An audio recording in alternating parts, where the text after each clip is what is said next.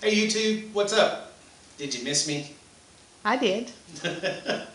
That's Slickery Trigger with Liberty Road Defensive Pistol Training. And today we're going to talk about managing recoil. Last night I was in a conversation on Twitter. I spend a lot of time on Twitter, so if you're ever wanting to talk to me, just look me up on Twitter at Slickery Trigger. But I was talking to a young lady on Twitter last night about managing recoil. Her situation is she has a 9mm pistol and a .22 caliber pistol. And she likes to shoot the .22 caliber pistol. She's confident with the .22 caliber pistol. She doesn't quite have her CHL yet, and my advice to her was that when she got her CHL, she should carry the 9mm, and her response was, I'd like to, I have to work up to it. I have problems. I feel like the recoil, I feel like it's going to hit me in the head. Okay, and I promised her that I would do a video today to try and help her learn to manage the recoil better so she can carry the 9mm. And here's why. I have nothing against .22 caliber pistols. I love the .22 caliber. It's fun to shoot. Okay?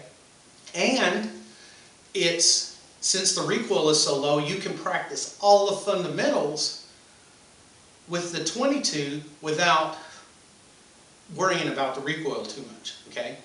But the problem I have with the .22 is its potential for damage, okay? Yeah, it's going to hurt to shoot somebody with a .22, okay? But the .22 caliber round probably won't do enough damage. If you're shooting center mass like you're supposed to, probably won't do enough damage to stop the threat. So my rule is always carry a caliber big enough to do enough damage to stop the threat. Okay, and the 9mm is probably right at the cutoff on that as far as energy and damage.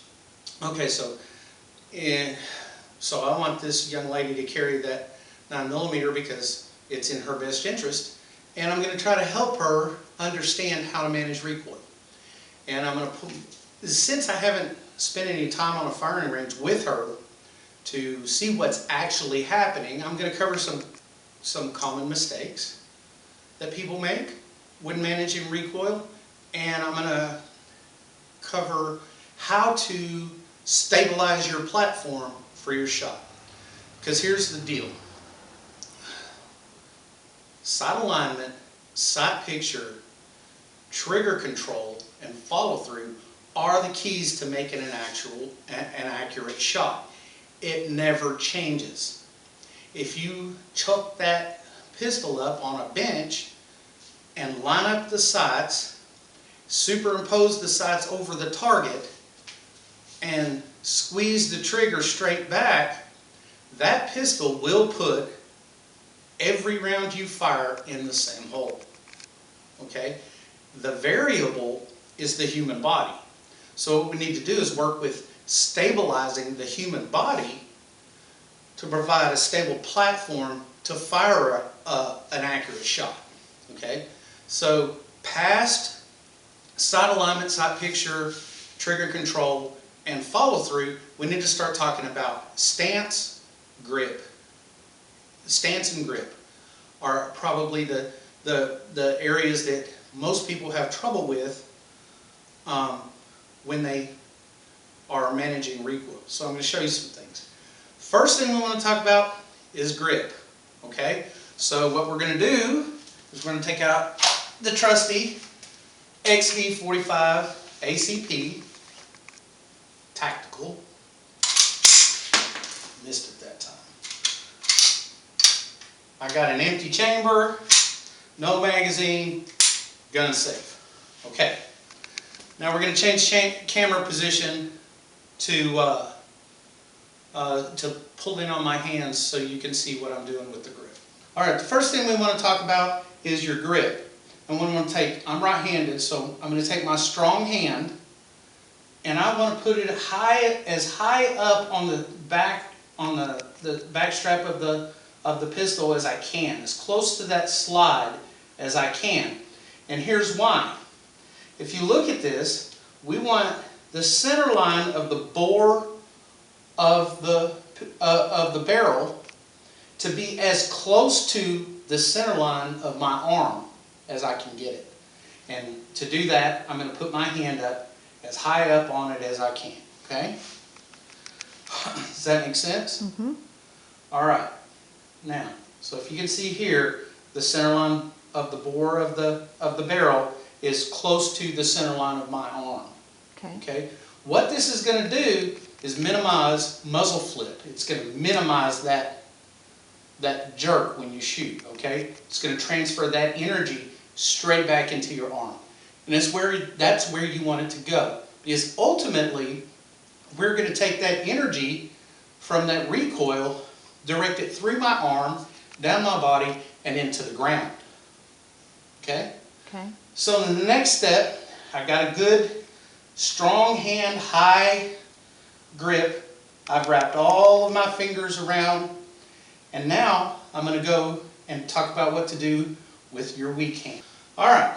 With your weak hand, see this space right here in the grip. Mm-hmm. What the object of the game with the weak hand is to get as much skin on that gun as you possibly can.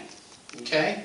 So I'm going to put the pad of my hand in that opening with my thumb underneath my strong hand thumb. And this is all the same if you're left-handed, only the hands are swapped, okay? And then I'm going to wrap my fingers around the top of my other fingers. All right? This is a good grip. I've got maximum skin contact on that pistol. I've got a high grip. My thumbs aren't in the way. Everything's good to go. Okay? So now I've got that in line. Okay? Okay, so let's review that grip again. We want to get high up on the back strap of the pistol as we can to get our forearm in line with the center line of the barrel of the gun. We want to wrap our fingers around it. We want to get our thumbs straight out to the side. Wrap our weak hand around it and put the pad of our hand in that opening. And with our thumbs nestled, the strong hand nestled on top of the weak hand. This is a good stable firing grip. It directs the energy into your arms and into your shoulders. Now, the next step is, how do we get that energy, instead of pushing straight back on my arms and shoulders, how do we get that energy directed to the ground? Okay, the next step of your shooting platform is going to be an aggressive forward stance. All right? So here's what I mean by aggressive forward stance. If I turn, I see this a lot. Here's the mistake people make. They stand and they do good. They get their feet shoulder width apart, and then they stand pelvis out, forward. Well, now you've got this gun pushing back on you, and you can't control it. Okay? So what you need to do is lean forward. Now, shoulder width apart, you're going to have to bend your knees a little, lean forward. Don't put your shoulders over past your toes, but just lean into it. Okay? If you've been taught, like I have, Weaver stance or Chapman stance, you take half a step back, shoulder width apart, and lean into it. But again, your knees are bent.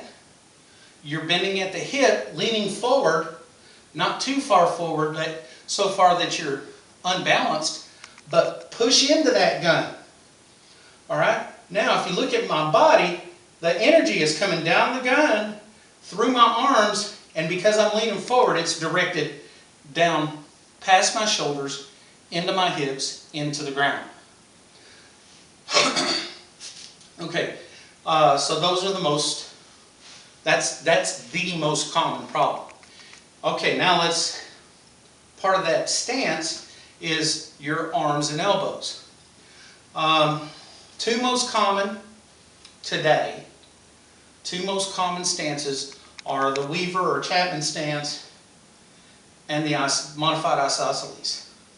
Okay, modified isosceles, This is the one you're going to get into automatically without thinking about it under stress. So shoulder width apart, shoulders square to the target, gun straight out in front of you, and sights under your dominant eye. Okay? With this, you can see your front sight. You can line up your front sight. Everything's good. Now you've got that aggressive forward stance that's going to help you control that recoil. The recoil control is just a matter of directing the recoil where you want to go. I see a lot of people, and I'm bad about it, myself, who don't get enough of a aggressive forward stance, and they'll ride it up like this. Or if they've got their elbows pushed in like this, they'll have this tendency, like, you know, elbows not locked, they'll have a tendency to break over and the gun's coming right back at your face. Push it out. Get your elbows nearly locked and get that forward stance.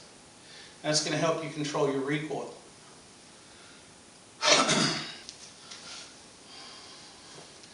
I think that's probably the basics of it right there.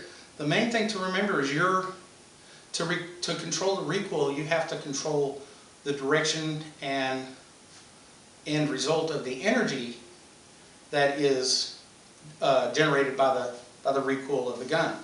If you're out like this, pelvis out, and that gun comes back, it's going to knock you backwards. Okay? Or if your elbows are too loose, it's going to come straight back at your face. So push it out and lock and lean forward. Just slightly lean forward. Keep your knees bent, lean forward, and that's going to direct that energy through your arms, through your shoulders, down through your legs and into the ground. And I think if you do that, along with the proper firing grip, you're going to find that that most of your trouble managing recoil is gone. Especially with the 9mm. 9mm, for this particular young lady, doesn't look like it should be a problem for her to control. I think her problem is fundamentals of shooting, and that's okay. Everybody has to start at ground zero. Everybody. I started at zero. You started at zero. Miss Kimmy on Twitter started at zero. That's what we deal with. The only difference between me and her is probably about 50,000 rounds and about 100 hours of training. So I hope that helps. You got anything to add? No, I'm good. For our welcome back video? Hi, y'all. Okay, hope to keep continuing these videos. I think I might do a short video later on today or tomorrow about why I've been gone. And so stay tuned. Alright, for Liberty Road Defensive Pistol Training, remember, you get to choose. You can be a victim or you can be your own first responder. It's your choice, and if you choose not to carry a gun, you've already made that choice. Have a good day.